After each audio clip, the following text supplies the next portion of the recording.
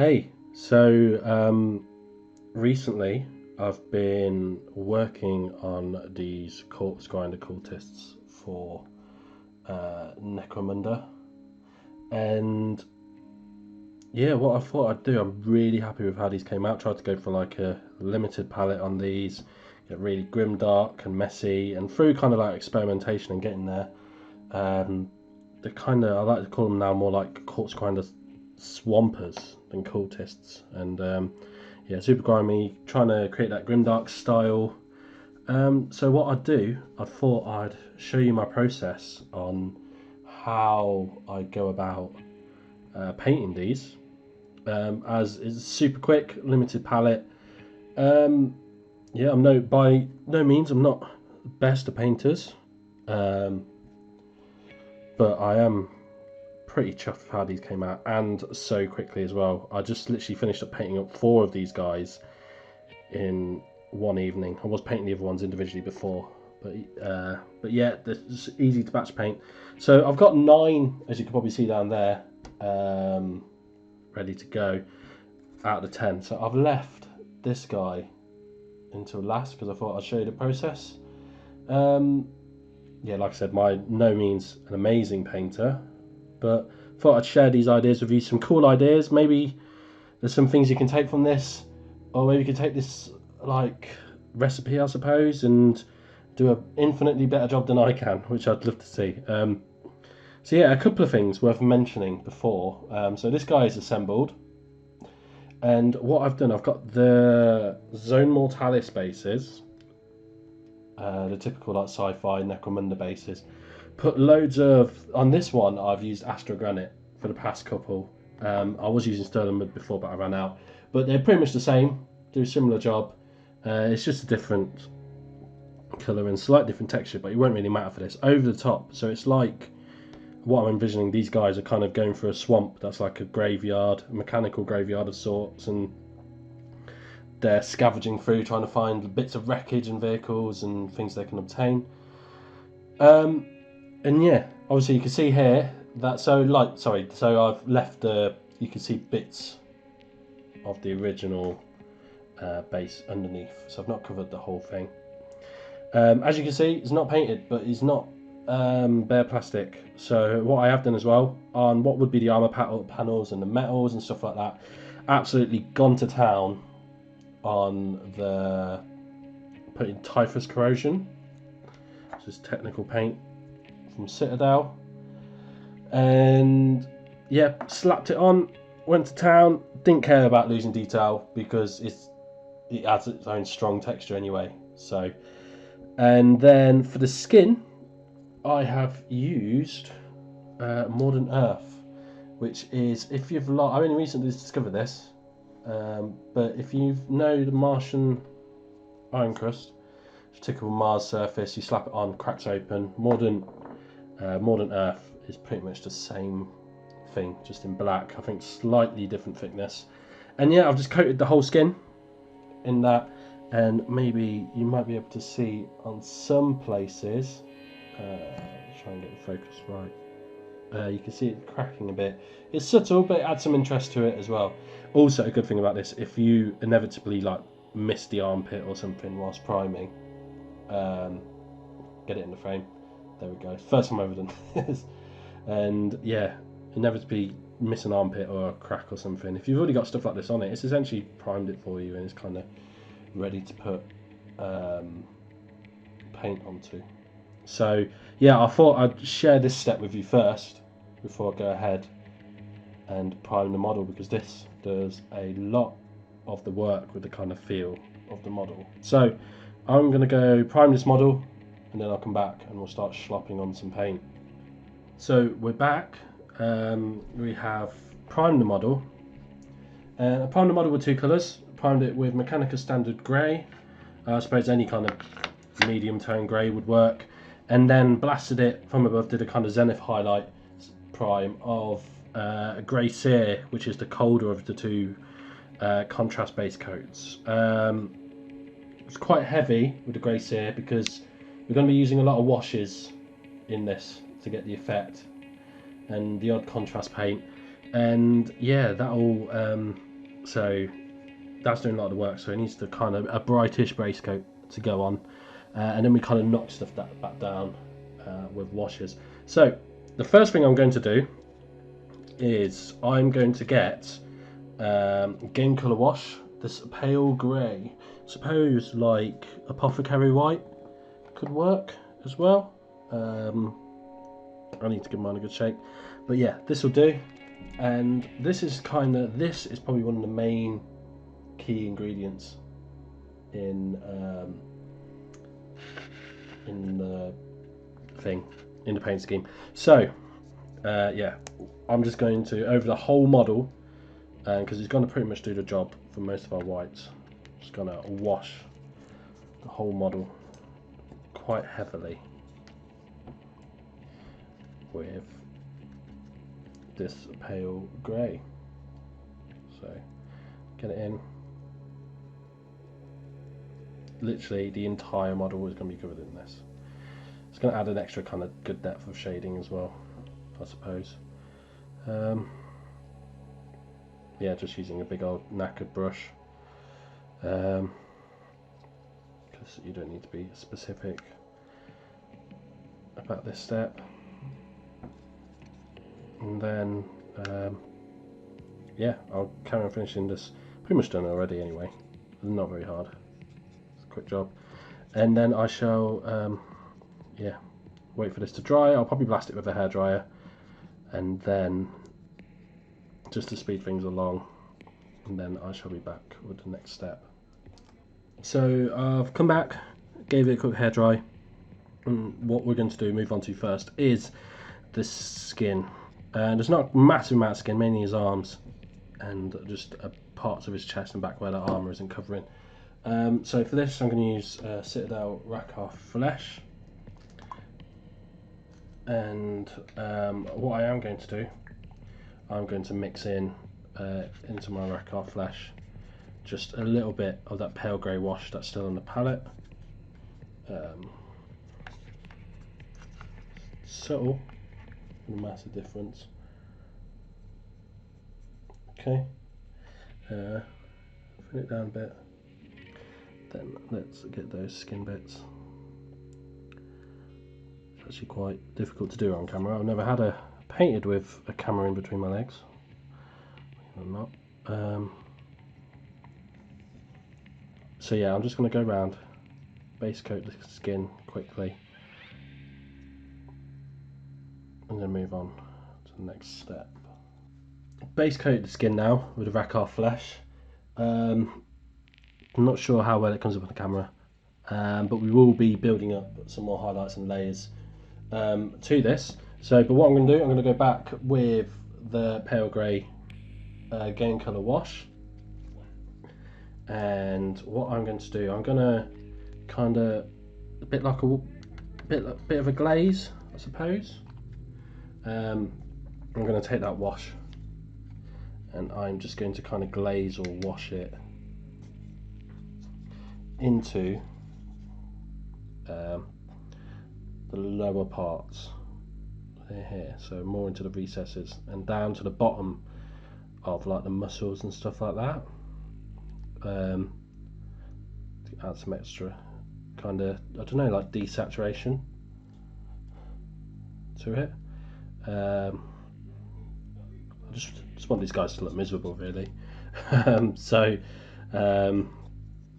Yeah, no kind of sense of vibrancy with these, but yeah, like you can see here, I kind of go washing it down towards the bottom half,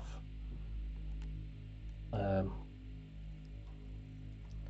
into the kind of like the recesses here.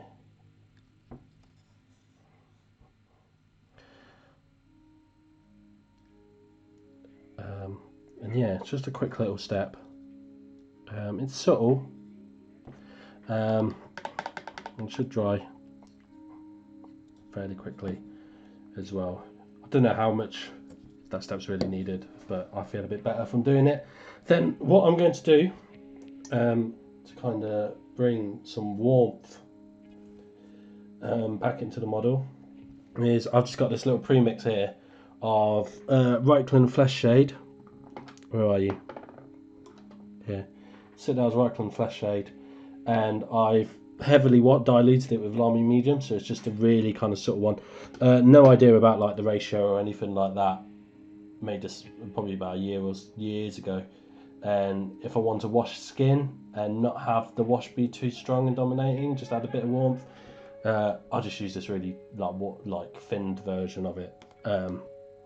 So yeah, need to wait for this grey to dry, then I'll put this on, and then we'll be back, and it's where the kind of messy fun kind of really starts. So yeah, the washes have dried on the skin. As you can see, it's made the skin a lot warmer, comes out a bit more, but still looking fairly desaturated, which is what I want. I want a very deadish skin. I've also gone ahead and base coated the metals on the bits of armour, just little bits like little hooks, bits on the blade, and this bit on the back, which is what you need to do before the next step. I've just used for that one scale 75 fresh metal, this, and the scale 75 black metal. Yeah, black metal. Absolute favourite metal paints. Gorgeous. Yeah, best investment ever. Getting the silvers and a set of golds as well. Great to work with, and highly recommend them. And so we'll move on to the next bit, which is where things get grim and dark. So what I've got here is I've got an oil wash here that I've pre-made. Again, I don't know the ratios, but I have used, I think for this one, I used, if I can get it out without knocking down my, so Winsor & Newton Winton oil colour, burnt umber, and I have also used some odourless white spirit to thin it down into a wash. Yeah, it's something new I'm kind of playing with. Oils get very messy to work with, so that's why I've kind of just pre-mixed my my wash here for the brown. And yeah, I do use some more oils later on, in particular for the bases. But yeah, this is where a lot of the work kind of comes into play. Great to work with, and if they're thinned down enough, whack a hairdryer onto them, and the white spirit just evaporates and dries so quickly as well. So what I am going to do, I am going to be fairly messy with this, and just literally slap it all on. And what some people normally do, I'm fairly new to oil painting, but I think a lot of people would kind of put this on, let it dry a little bit, then come to it with a Q-tip, like an earbud, and kind of wipe away some of the excess, which I do sometimes, but these I want them really, like, really brown and dirty from these. Don't worry if you get some on the skin, because we will be going on with additional layers onto the skin. And yeah, because of like the surface tension of it, it just kind of flows perfectly into all the recesses quite easily. So I'm going to finish this bit off camera, and then we'll be back with the next step. So wash is dried, oil wash, and you can see that instantly kind of John Blanche on this thing. Just love how this looks. I was doing so much of the work on it. It's instantly like just grimy, grim, weathered. And also when you dry it with a hairdryer, you can kind of see it moving. It's because it's so thin. It moves itself, and then you can kind of create. Don't be alarmed if you see a wash moving around. You can always paint over it if it goes into wrong places. And also, as these kind of natural kind of tide and drip marks and stuff like that, which is wicked. The only place I have kind of gone over with a Q-tip and kind of soaked some away was on the head, because I just want a bit more definition on the face and the helmet, and I've just smudged a bit onto the little loincloth tabardy thing down here. And yeah, gone over the metals as well, because I want them super rusty. So what we're going to do now is we are going to go back with the Rackar Flesh base coat again, and it gives us a chance to kind of clean up a bit of the oil wash of any that may have gone astray. I think this one's kind of looking alright in a minute, and we're just going to relayer kind of thinly the wash, so the skin tone. So yeah, it's just going to be quite thin on it.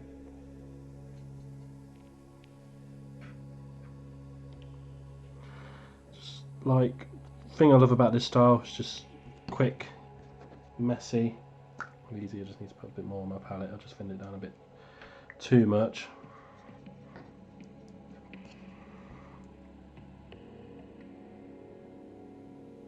Yeah, it's quick, easy, messy. Right, I do like paint sometimes into the typical kind of edge highlight, like the base wash layer, like the base coat wash layer, edge highlight, the typical kind of clean and crisp GW style. But I also like, I think I'm enjoying this a lot more recently, just kind of being creative, being messy, because again, in the natural world nothing is kind of pristine and clean. Just kind of just give a general impression of like the raised areas.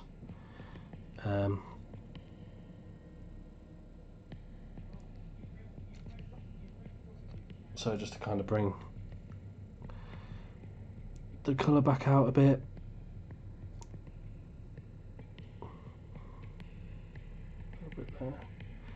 See, the brush I'm using isn't very, it's kind of a big and flattish kind of brush, not really a detail brush. Here, just kind of just being messy, just working the paint around, not being too particular about what I'm doing, and yeah, right, so that'll do for that.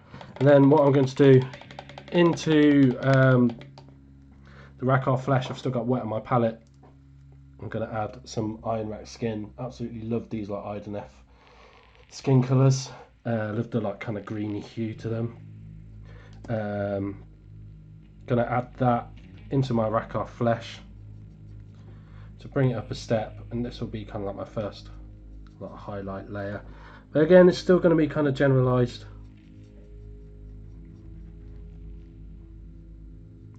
Highlight just under raised surfaces, just towards the top half, because remember the other bottom half we kind of went over with that grey wash earlier and desaturated it, so we're going to go in the opposite places we hit those parts with. And again, I like to there's a really good Miniac video about speed painting board game minis, and he tells this theory about basically highlighting more the higher you go up the model in terms of like towards the head. So like I never really bother to highlight boots, for example, because I'm not really going to be looked at.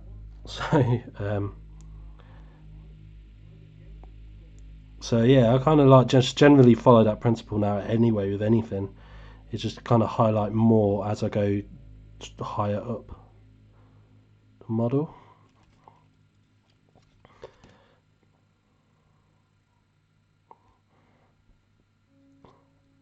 Yeah, nice and quick. And then yeah, that'll do from where I'm looking. It seems alright. And then what I'm going to do, paint's still wet, so you see I'm just moving very quickly and roughly. I'm just going to get the Deepkin Flesh, which is the step up from Ironrack Skin, and I'm going to add that into the kind of Rackar Flesh and Ironrack Skin mix we've got at the minute on the palette. I am going to switch to a slightly smaller brush for this one. Just a small GW layer brush. I don't know where these white brushes are from. I bought them for like £1 off Wish in China. It took about 2 months to get here, but and then sat in my drawer, in one of my drawers for ages. Thought I'd give them out a few weeks ago, give them a spin, and yeah, I really like them. Yeah, so this is just really quite fun, just literally picking out more top parts of the flesh here.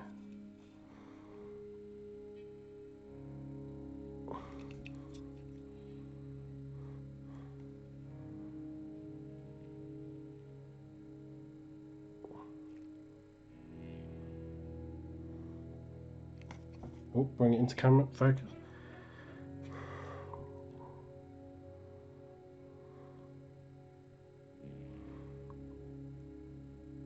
Maybe just a tiny little dash on the knuckles, just so there's something there. Sometimes it's too late and can't bother to do it. If it's a wash, if there's definition between the cracks, then it's fine. Yeah, and that's the skin done.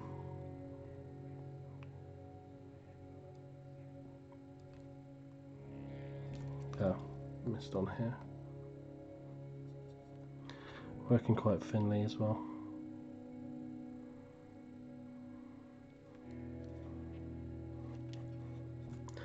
Yeah, that is our skin done. So next step,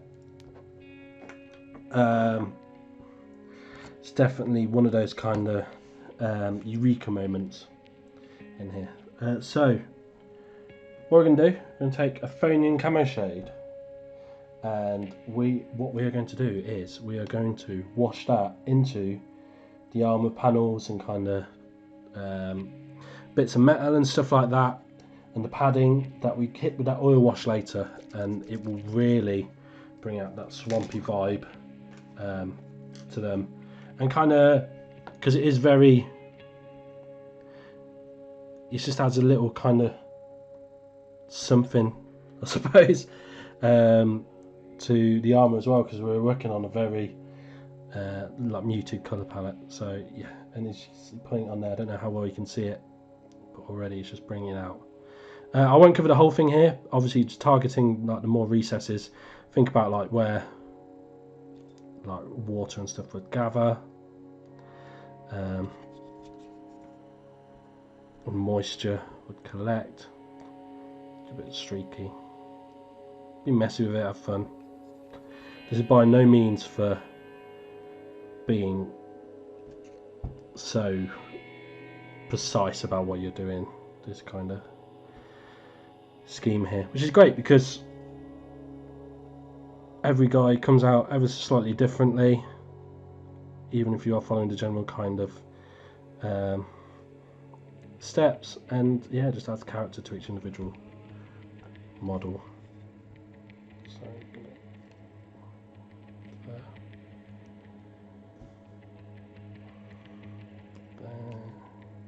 paddles here. I'm just doing like the edges of them, not covering the whole thing. So like the edges of it.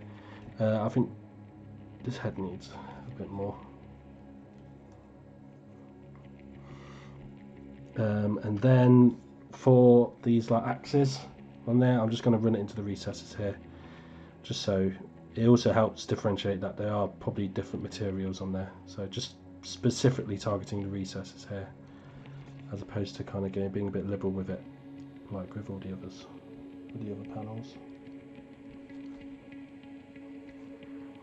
Again, I'm not being too fussed about being so precise and neat with this. This is they've been trudging around in deep, swampy, water, mud stuff. So they're going to be absolutely caked in this stuff, and yeah, it's not going to be uniform in any way.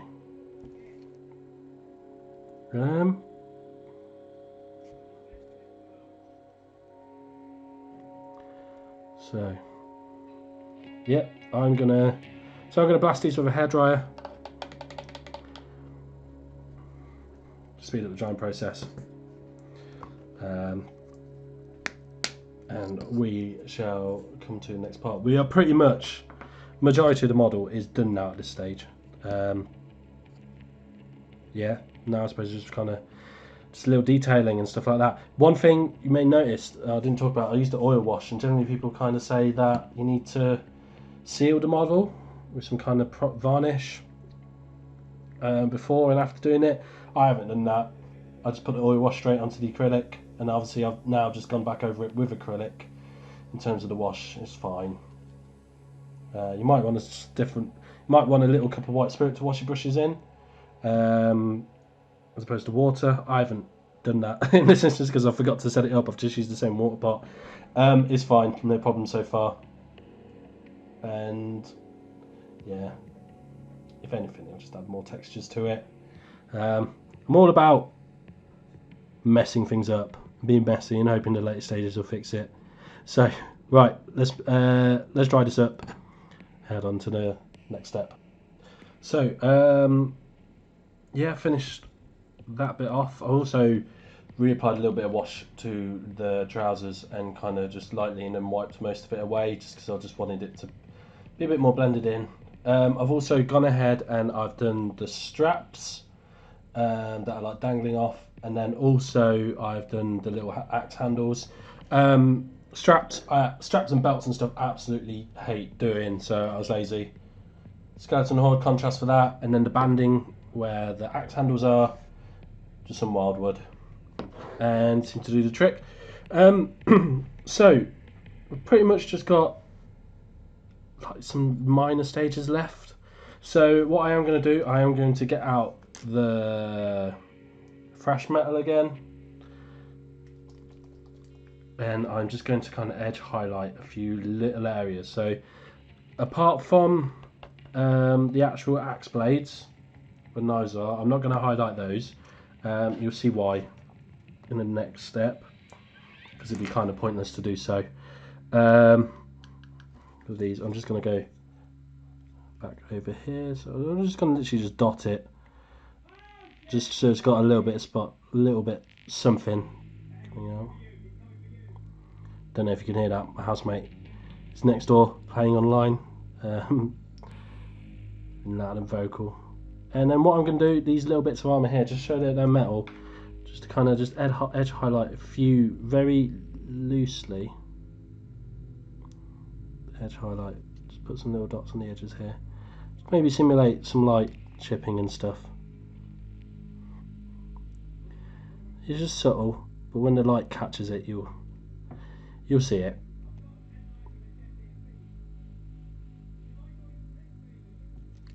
Do this little like hood area here.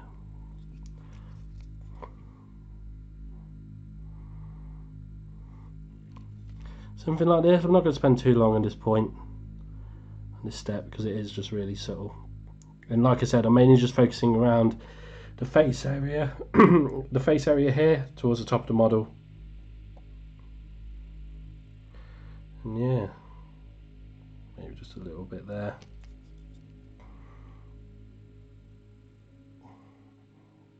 So I don't know how well you can see that on the camera. It's just a tiny thing. Right. Now, these guys, obviously, have a look at that helmet. Wonder what symbol that helmet is underneath that that cloth. So we have to douse these guys in blood. Corpse grinders. They are, I think, by far. I'm not a massive 40k player. I've got like an Eldar army. I've had Sons of Horus before, but I don't really play it a massive amount. But I do like the lore, and these guys are probably the most. I would say the most 40k thing in 40k, but they're beyond that. I think they're just miserable, dark. The story is that I think something along the lines of they work in the very bottom levels of the Necromunda city in these furnaces, where they just literally get all the dead bodies, all the corpses, and throw them into grinders to literally generate power for the city. And they just live in it, and they just become twisted by it. And yeah, you could, if you wanted to, just slap on some blood for the blood god, as they would probably very much appreciate. But I like to do my blood this way, because it's going to be in various different levels of freshness. Things are going to dry at different rates and different speeds. So start off with some dryad bark, and see if I can bring this into shot. and I'm just gonna get this, wipe most of it away on here, and well, not majority of it, I wouldn't say most of it. I'm gonna stipple onto here. So I am gonna start here on this axe, so I'm gonna think about how it would spray up. So just gonna go into here, go over all the hard work we did earlier. Not that it was hard, did it super quick. And just have it spraying up that arm, maybe a little bit on the leg. I'm going to take this out of here, just so it's not going to spin around.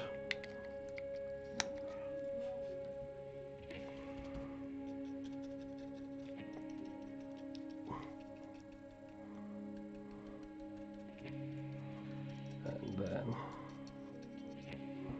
yeah, and then we'll go from the other side, because he's got 2 axes in his hand. Stipple some more on. This is again a fairly quick phase. Got some dry bark. Yeah. So this is like the oldest, crustiest blood.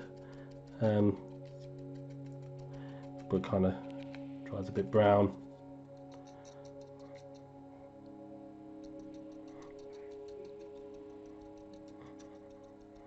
Really just spraying it all over. Yeah, get a bit on the side of the face. I think it just knocked my camera there. Right. Now, next, I'm still going to leave some. I'm not even going to wash my brush. What I'm going to do, reach for contrast paint. I'm going to go for Flesh Tearer's Red, which is the darker of the 2 reds. Really nice contrast colour too as well. Get it onto here. Get it on. Lovely, kind of really dark maroon.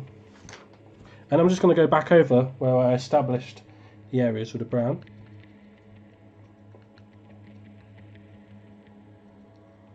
Try not to be as heavy on it, but blood for the blood god, as they say. Get a bit on that arm there. Pop. In here.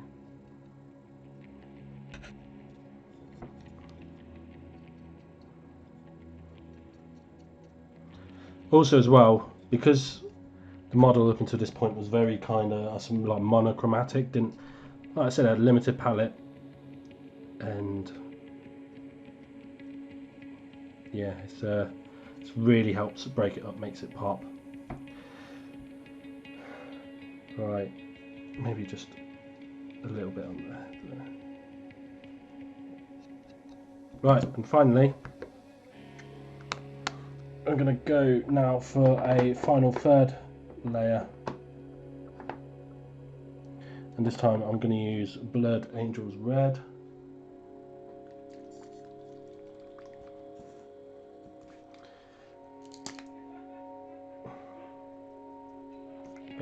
Again, get most of it off here, and I'm just going to, this bit's really subtle, but I'm going to be a bit more sparingly. This is like the fresher stuff.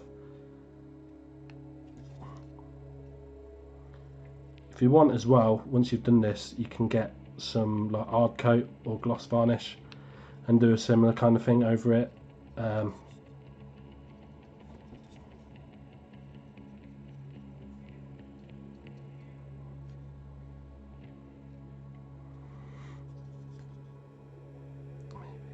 a little bit on there. And yeah, hopefully that's a bit more in shot. So, model is pretty much done now. Now is probably the longest stage, will be the basing. Not because of how many steps are involved, it's purely mainly because of the drying times, because we're using more thicker oils for this bit.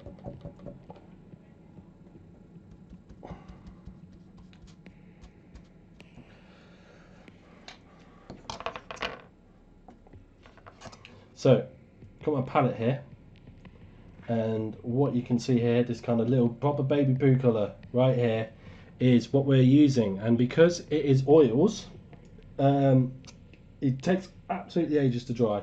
And there's a hair trapped underneath all that paint. Anyway, yeah, as soon as we start to dry, but as soon as we add a bit of our like white spirit into it, it's just going to reactivate it all, bring it back. So this is quite an old bottle, like the lid's kind of falling apart, but I'm going to use a bit of this. So I am actually going to set up a pot for this.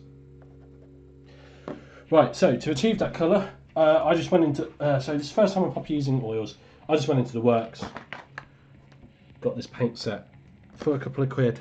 If you can see it, you can't. Corroded and black. There's not much space in there. Corroded and black oil paints. Say high quality, but let's see. They only cost me a couple of quid.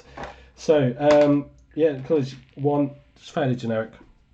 Got a, if you can see, where's the light? Ochre yellow, and just some black. I'm not going to bother showing the black because you know what black looks like. Mixed together.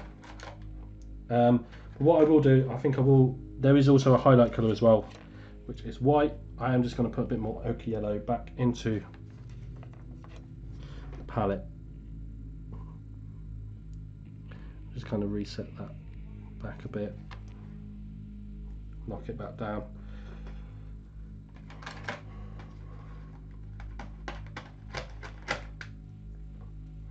So the reason I'm trying out oil paints for the base on this one, because I wanted a really kind of muted, subdued, and this is where kind of like the grimy effect comes from, because I'm using the oil paints quite thick, it will dry, and it does actually, which you don't normally want with paints, but these are oil paints, so we work with them differently. It will kind of create a bit of a texture when they dry. So I'm going to just add some thinner into there. And we've got this lovely, like, greeny brown colour to here. I don't know, it looks a bit black on the screen. And then I'm not going to load the brush so much. And then what we're going to do with our model, we are just literally going to dab it on. Don't get it onto the feet. Like, you want to get it bits onto the model as well, because it is trudging through that sludge.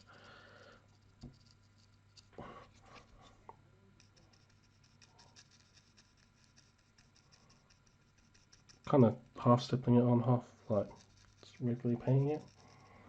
Like, this is meant to be messy. So if you're looking for a really precise and clean way of doing these things, I suppose you've clicked on the wrong video. But hopefully you learned something from it. So I'm going to pretty much cover the most of the base.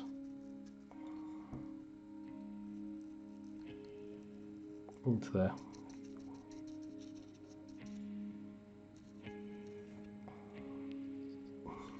To get into there.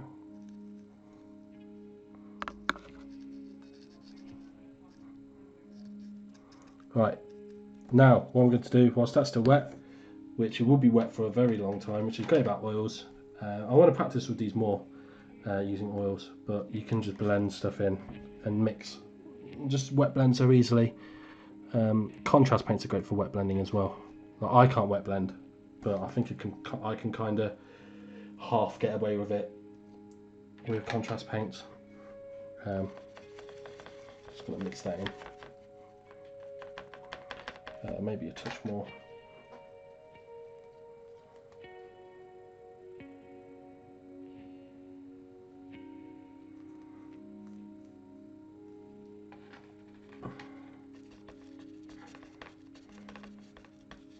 Yep, and then what I'm going to do onto the model, whilst it's still wet, I'm just going to dab it on. So this is a basing scheme that I picked from Anna, I think it's Polanska, it's her surname. She's got the blog Gardens of Hecate, Hecate blog. So what I'll do, I'll link those Miniac videos and her basing tutorial on from her blog. And basically, she does it with acrylics, but I thought I'd do it with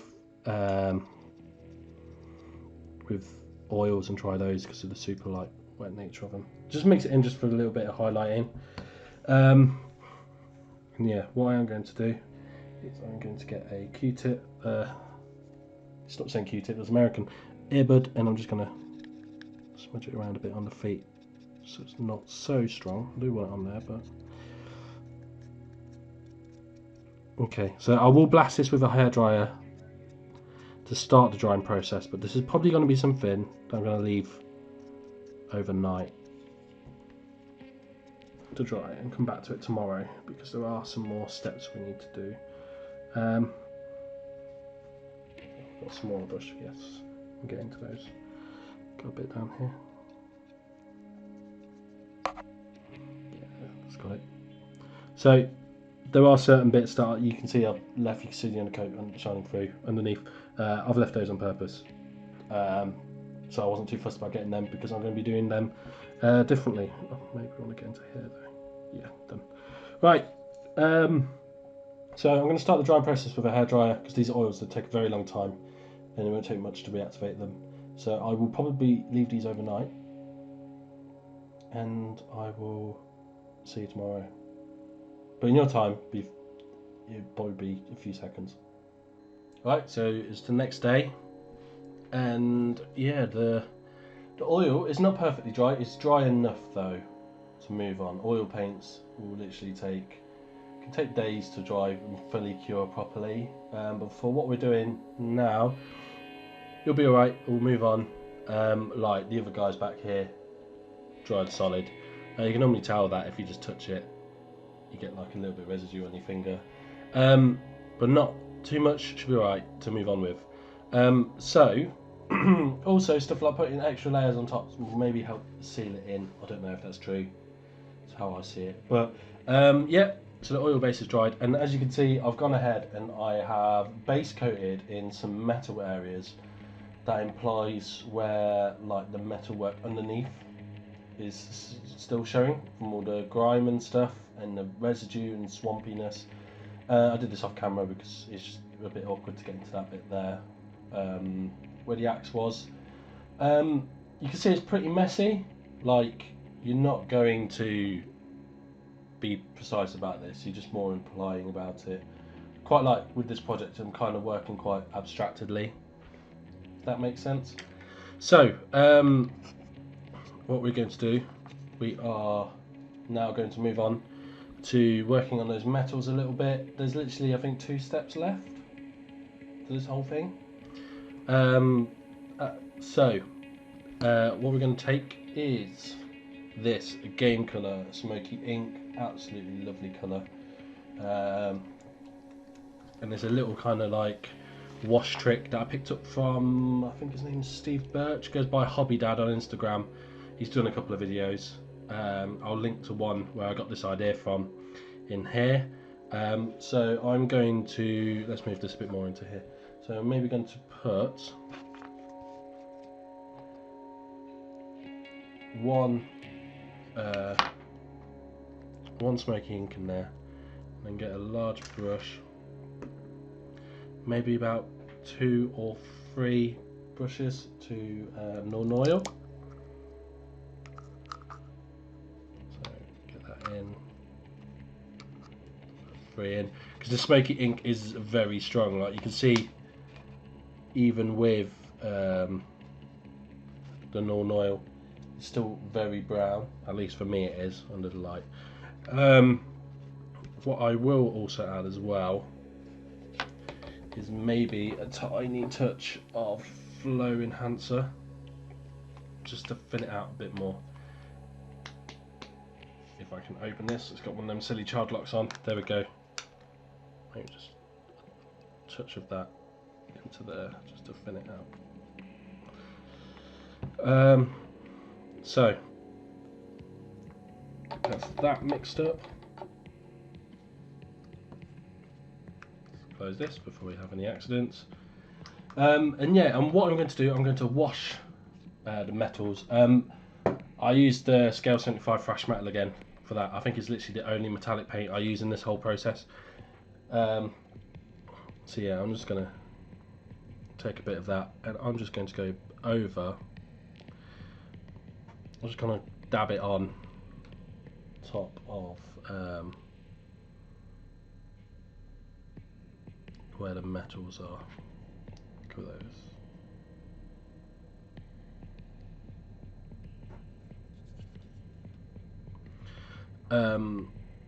Yeah, this is absolutely great for quick, easy weathering. I think it's one of the first like weathering tricks I picked up and learnt.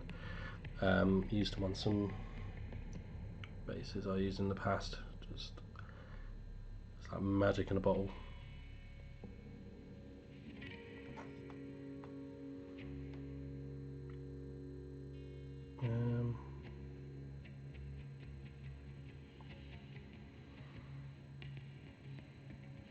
Right, have I got it all? I think so. So it looks pretty rubbish at the minute. It's really stark and contrasting compared to that, like that dark green ochre. See if I can move the light a bit. Ochre colour on the mud and stuff. Yeah, it looks super rough and messy. So let's get some more in here. But I will assure you that with the next step that we'll do, it'll just help glue it all together, just make it look absolutely. So I'm going to hair dry this, and then we shall carry on. Right, almost done. What we're going to do now is help glue those together. We are going to wash the base, 2 colours, Athenian camo shade to begin with, and then a little bit of Norn oil in specific places. So this will hopefully help glue it and gel it all together.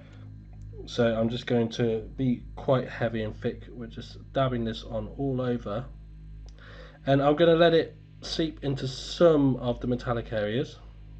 Definitely want to get it over the feet, just to help set it more into the environment. Be quite liberal with this.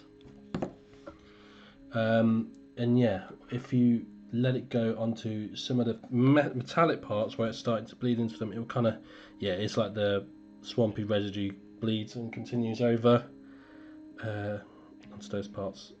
Helps glue it all together with that greeny tone. Cool. I think that's it. And then whilst it's still wet, I'm going to get a little bit of Norn oil and just directly underneath the model, just to kind of imply some more shadow and depth. Just gonna splodge on some new Norn oil pores just in here. Also implies kind of like deeper pits and stuff like that. Soak up a little bit in here. Yeah, and that is the base pretty much done. Also, it will help matte it down a little bit once it dries. And yeah, that is pretty much the model done, minus one step. Alright, so the very last step we're going to do here is what I'm going to call the victory lap. And we're just going to paint the base rim in black. Obviously I didn't really need to do this on camera for you guys. There's something like, normally I would use like Chaos or Abaddon Black by GW, but for these I've used Scale 75 flat black, just because it's just so matte and not reflective at all, whilst Abaddon Black can still be quite reflective. And I just felt like that really matte colour worked perfectly for these kind of dull and drab bases. Like I said, I want the higher light values to go towards the top of the model to draw the attention there. That's why I haven't dry brushed the base or anything like I would normally do. So you can do by all means, but yeah, I just didn't want anything kind of distracting away the model, and it really sets the tone as well. But love of God, please, all of you, just do your base rims. Like, it's just so easy and so quick to do, so satisfying as well, and it also just helps frame the miniature so much better. One pet peeve that really gets, I don't know, when people do that, where they get the texture and they carry on whatever's going on the basis with the sides, like, it just doesn't do it for me. Like, you kind of just lose the sense of space and depth. So yeah, what's the crack on with this? I'm just going to, oh god, it looks awful on camera. But it is a Scale 75, it's gel medium, so it will require a couple of coats. But once it's done, it will look great. Right, and here they all are completed. So yeah, I'm really happy with how they turned out.